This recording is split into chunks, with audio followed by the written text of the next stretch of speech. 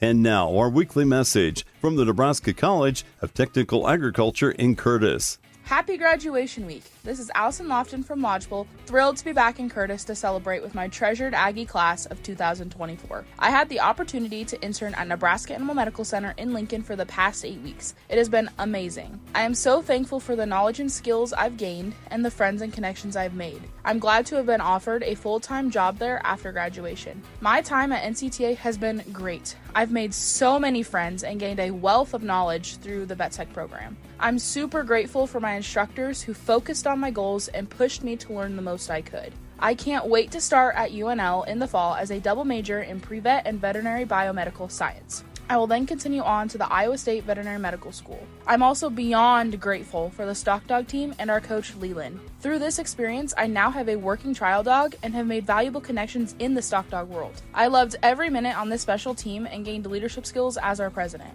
I know I speak on behalf of my classmates that NCTA has given us an excellent start with our 2 years of intensive hands-on experiences to complement excellent classroom lectures. Thank you, NCTA, for preparing me to continue my education. Again, this is Allison Lofton, a future veterinarian. So glad to be an Aggie in the awesome class of 2024.